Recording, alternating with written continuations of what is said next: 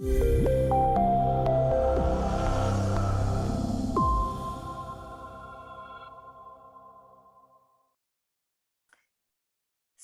when you are thinking about the needs of the individual, as an individual, every person in your group wants to feel secure and safe and have some clarity. When people come together in a group, they want to feel like they belong and like they're being accepted. They, to some extent, they want to be recognized and have a sense that they feel esteemed for who they are.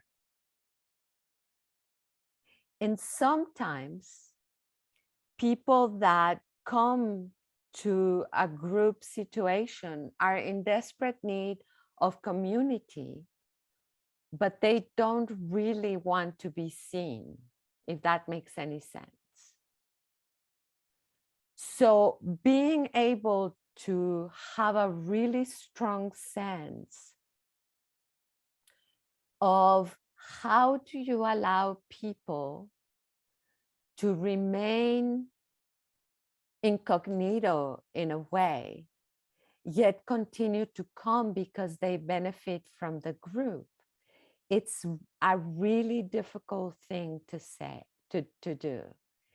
And it's very much determined by creating that safe environment, by giving people permission to show up in the way that they feel that they can show up.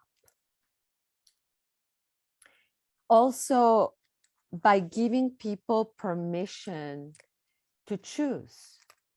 So you want to give people choices.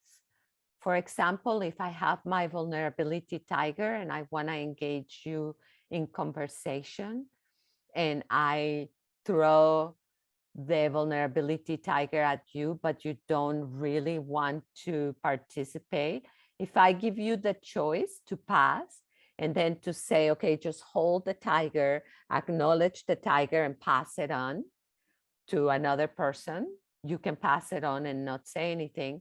That gives people a choice. Giving people a choice allows them to feel included. And at the same time, they have permission not to participate if they want to hide. And you may have the occasional person that will come and never turn their video on. So if you're teaching a CEU class, you have to have other ways to acknowledge their presence. So individuals need to feel some sense of self-efficacy, like they achieved a task, that they were able to attain a goal. So their goal could have been to come and just relax, could have been to come and have 20 minutes away from work or from their children, could have been to come and talk about something that's really hard for them, could be to really be able to learn how to relax their body step by step. Or it could be to really learn how to manage their anxiety. So maybe if you are in the emotional regulation module, you can teach people a particular skill. They can have an exercise, and then people can have a sense that they accomplished that. So that's why also having some clarity about the needs of the individual, then getting to know your group in the first few sessions, puts you in a vulnerable place, but allows you to co-create the sessions with them. people want, as individuals, to become more fully known and accepted as individuals.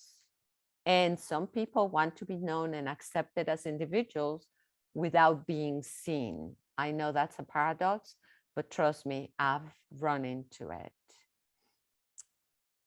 They want to be able to celebrate their achievements, whatever you are conceptualizing as their achievement in that way. Like, it's nice to have an end of the session dance party or sharing a meal together when even when you're online. You want to be able to help, as you're finishing the group, have a vision for the future for them. What are their new goals and targets for the future? And then to give them an opportunity to let go of this experience, of this group, of this time, and to move on. Because it has to be sort of a self-limiting process. So I want to run through an example based on some work that I've done together, really with the intention of inviting the East Asian medicine community of ways of thinking about creating a community that focuses on empowering hearts using the concept of the Shen in Chinese medicine. I'm not trying to build an empire or an enterprise. I'm really trying to invite us to find a way to share with the world why what we have to offer can be so important in the management of the mental health crisis, and to position ourselves by saying that our work can be invaluable in health promoting mental, emotional well-being. So really, my intention with this webinar is to invite you to engage in a conversation to help co-create some of this community together. And what ideas would you have? And what would your vision be for that? And how would you do it in your own practice? How does this sit with you, if at all?